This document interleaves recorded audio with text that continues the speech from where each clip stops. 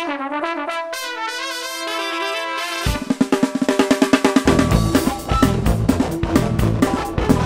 to a very special episode of the Boxscore Geeks podcast. I am joined by a very special guest. We've got Andrew Wakschlag, hopefully I'll pronounce that right, who wrote a book called 10 Squared, which is right up my alley. It talks about the 10 best players in the NBA, and he makes a compelling argument to what he believes are the 10 best players in the NBA. Andrew? Hey, Arturo. Thank you for having me. So yeah, that's my book. I started writing it about 2 years ago. The book is called 10 Squared, and I break down my book into 10 different top 10 lists.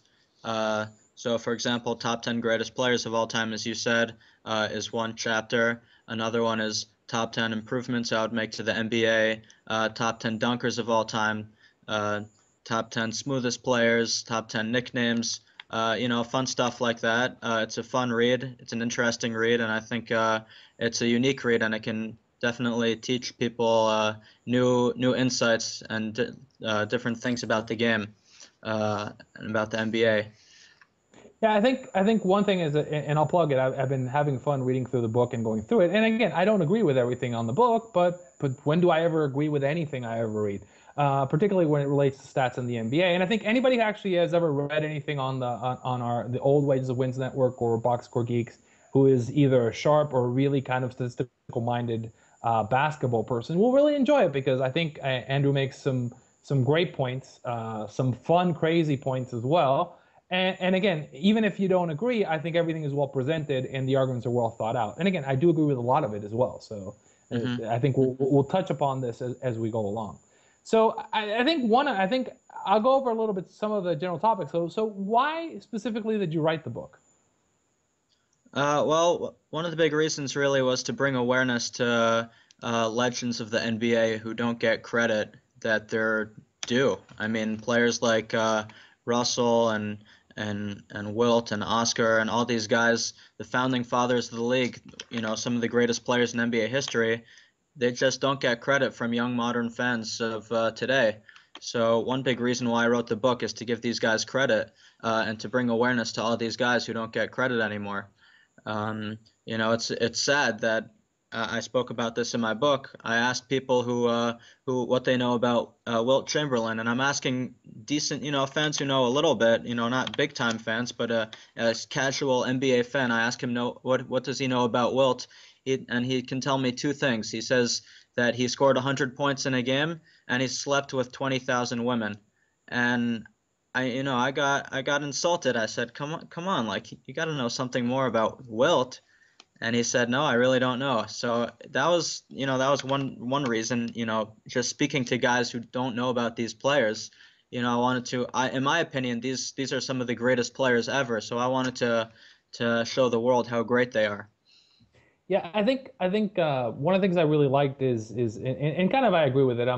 There's a lot of talk about Bill Simmons' book of basketball in the book, and I think very specifically, I think you taken the task on, and I'm a huge sports guy, homer. I'm a Celtics fan, so but I get the same thing you do, which is sometimes he make these points where like he'll manipulate manipulate the data to his favor, and I think he admits it himself. He's very much a homer and kind of loses himself on that. So I think there's real value in kind of taking the being the devil's advocate. And I think you do a really good job for a lot of those arguments in the book. But again, there's also you also have your own opinions which you put in, which is, I mean, I think it's great. I mean, it's hot takes backed by stats, and I think that's kind of par for the course for anybody who kind of follows statistical blogs in basketball. But as I said, it's a really good read.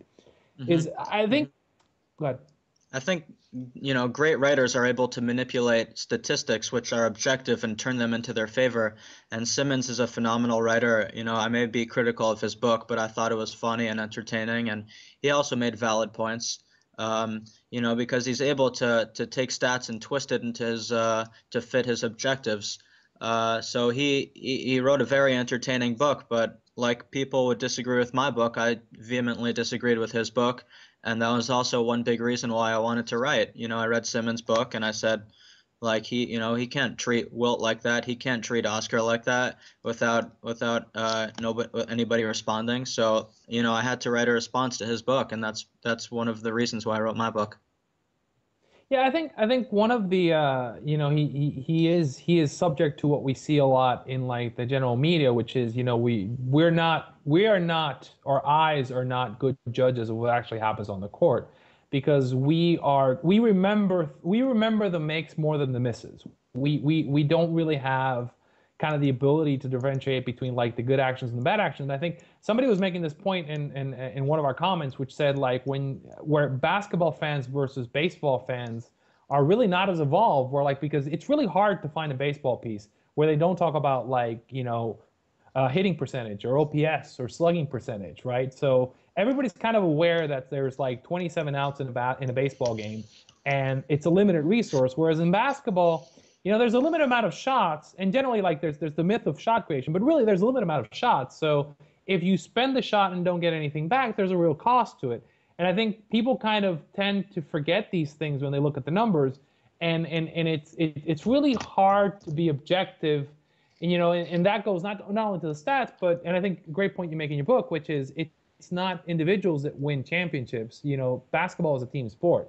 So if you're a great player or a good player on a bad team, like say Kevin Garnett or Kevin Love, it's really hard for you to kind of overcome that, because the other teams are. And I think there's a great point you make when you're talking about like comparing teams across the board. I think you were comparing. I think it was LeBron's best team versus Larry's best team versus Magic's best team versus Jordan's best team.